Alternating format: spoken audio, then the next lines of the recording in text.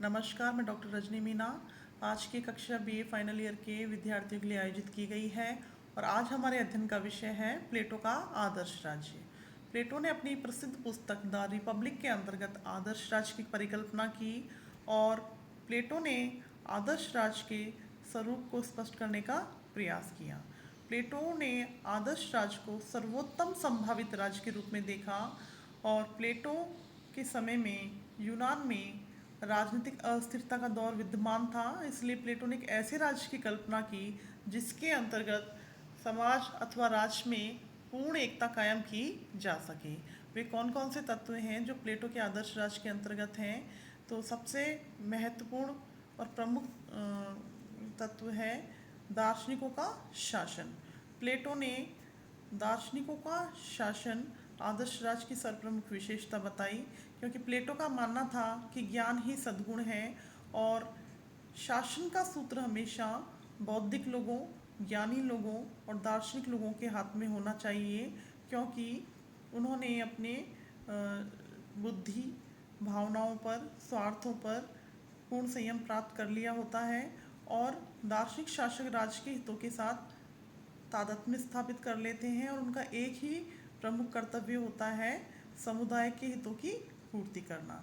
इस प्रकार प्लेटो का मानना था कि शासन की बागडोर हमेशा दार्शनिकों के हाथ में होनी चाहिए और वो दार्शनिकों को ही शासक के रूप में देखता है और ऐसा शासक जिस पे कोई नियंत्रण ना हो, ना लिखित कानूनों का, ना जनमत का और अन्य किसी भी प्रकार का उसके ऊपर अंकुश ना हो। इस प्रकार प्लेटो आदर्श राज्य के अंतर्गत ऐसे शासन की कल्पना करते हैं, ऐसे शासक की कल्पना करते हैं, क्योंकि प्लेटो का मानना था कि यदि बौद्धिक लोगों के हाथ में शासन की बागडोर होगी तो ऐसे लोगों को किसी भी प्रकार के प्रतिबंध में रहने की आवश्यकता नहीं है।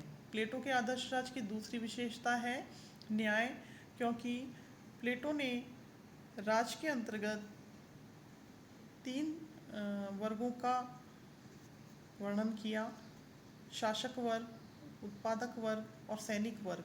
क्योंकि प्लेटो ने राज्य को व्यक्ति के वृहत रूप में ही देखा, क्योंकि व्यक्ति की आत्मा में तीन तत्व होते हैं: ज्ञान, साहस और संयम। और इन तीनों तत्वों के आधार पर समाज में तीन वर्गों का निर्माण होता है: शासक वर्ग, सैनिक वर्ग, उत्पादक वर्ग। जब ये तीनों वर्ग अपने अपने कर्तव्यों का पालन संतोषपूर्वक करते हैं और एक दूसरे के कर्तव्यों में हस्तक्षेप करते हुए अपने कर्तव्यों का निष्पादन करते हैं, तो ऐसे राज्य में, ऐसे समाज में न्याय की स्थापना हो जाएगी और यही न्याय प्लेटो के आदर्श राज्य की प्रमुख विशेषता है।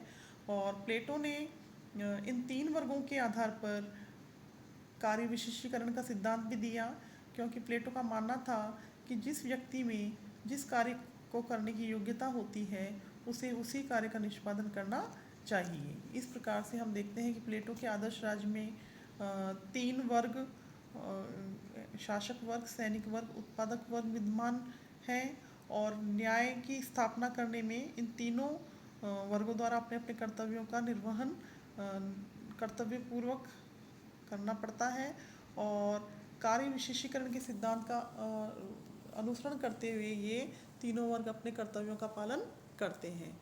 प्लेटो के आदर्श राज्य के अंतर्गत शिक्षा, साम्यवाद दोनों ही महत्वपूर्ण विशेषताएं विद्यमान हैं, क्योंकि शिक्षा व्यवस्था और साम्यवाद को प्लेटो न्याय की प्राप्ति के लिए आवश्यक बताते हैं, क्योंकि नागरिकों को कर्तव्यों की प्रेरणा देने के लिए उन्हें इस प्रकार से शिक्षित किया जाना चाहिए कि वो राज्य के कर्तव्यों का पालन सही ढंग से कर पाएँ। और आदर्श राज्य में साम्यवादी व्यवस्था की स्थापना करके प्लेटो कहते हैं कि इससे व्यक्ति स्वार्थों से और क्षुद्र हितों से ऊपर उठ के राज्य की एकता के बारे में ही सोचेगा।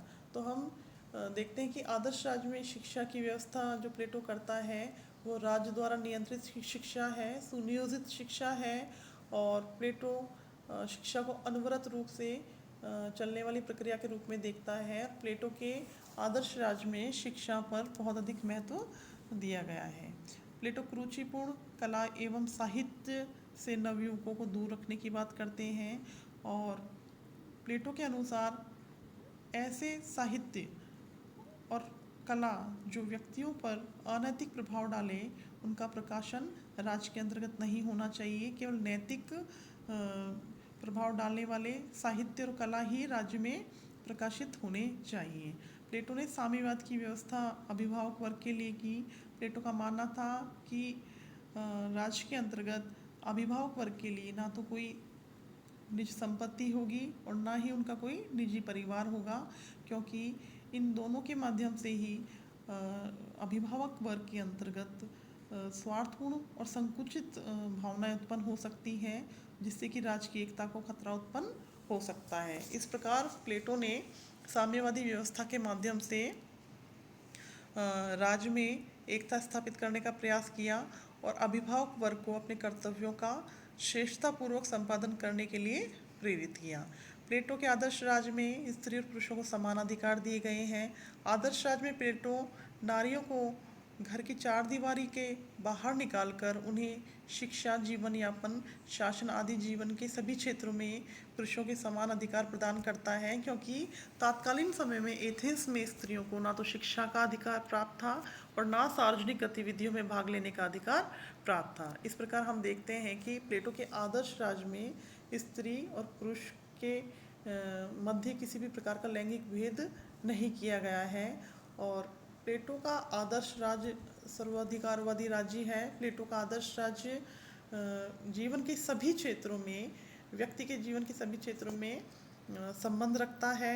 और प्लेटो के आदर्श राज्य संबंधी धारणा को व्यक्त करते हुए वेपर कहते हैं कि उचित नेतृत्व, उचित सुरक्षा, उचित पोषण और आदर्श राज्य के अनिवार्य तत्व हैं।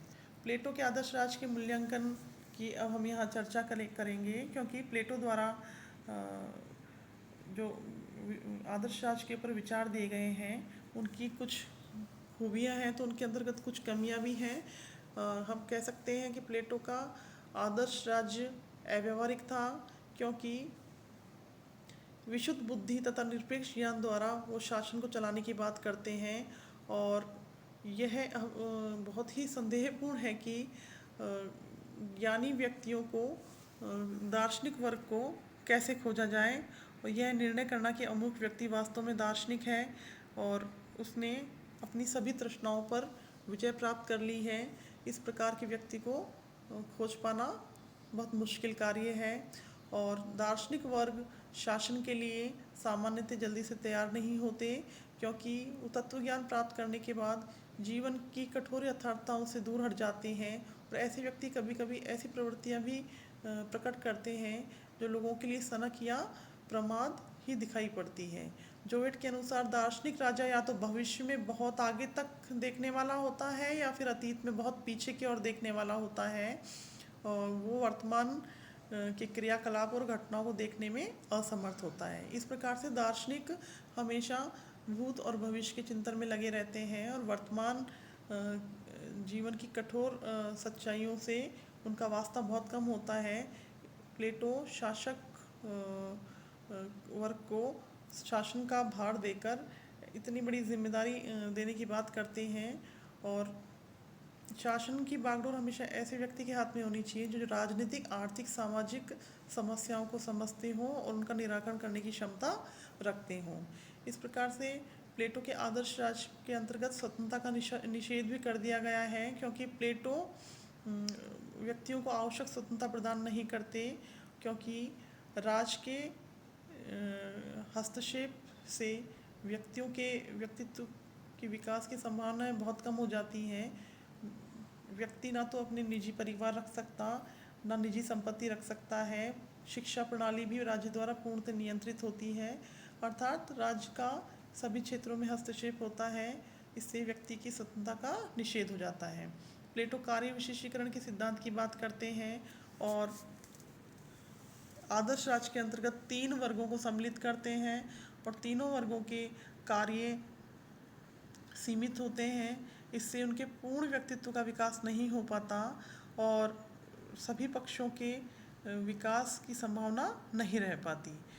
आदर्श राज्य में व्यक्ति और राज्य की समानता को अत्यधिक महत्व दिया गया है और अत्यधिक और अनुचित महत्व दिया गया है, क्योंकि मानवीय आत्मा के 3 तत्वों के आधार पर राज्य के नागरिकों को 3 वर्गों में बांटना अनुचित है और अव्यावहारिक है। व्यक्ति और राज्य में इस प्रकार की समानताओं के निरूपण से अनेक शंकाएं उत्पन्न हो जाती हैं। प्लेटो शासन के लिए आवश्यक तत्वों की उपेक्षा कर देते हैं। प्लेटो ने आदर्श राज्य के अंतर्गत बहुत सारे तत्वों की उपेक्षा करी है, जैसे कानून है, सरकारी पदाधिकारी हैं, उनकी नियुक्ति किस प्रकार हो, न्यायालयों का प्रबंधन, अपराधियों को दंड देने की व्यवस्था का कोई वर्णन आदर्श राज्य के अंतर्गत नहीं किया गया है और इससे आदर्श राज्य का कार्य संचालन कठिन प्रतीत होता है। प्लेटो आदर्श राज्य के अंतर्गत दास प्रथा के बारे में भी किसी भी प्रकार के विचार प्रकट नहीं करते। कुछ आलोचकों का मानना है कि प्लेटो ने दास प्रथा को मौन स्वीकृति प्रदान की है, क्योंकि उन्होंने दास प्रथा के बारे में किसी भी प्रकार की विचार प्रकट नहीं करे हैं और न ही दास प्रथा का विरोध किया है। इस प्रकार हम देखते हैं कि प्लेटो का जो उद्देश्य था आदर्श राज्य के अंतर्गत, वो ऐसे राज्य की स्थापना करना था जिसमें पूर्ण स्थिरता हो और एकता कायम रह सके, किंतु व्यवहारिकता के धरातल पर हम देखें तो आदर्श राज्य की परिकल्पना व्यवहारिकता से परे है। आज की कक्षा यहीं तक। धन्यवाद।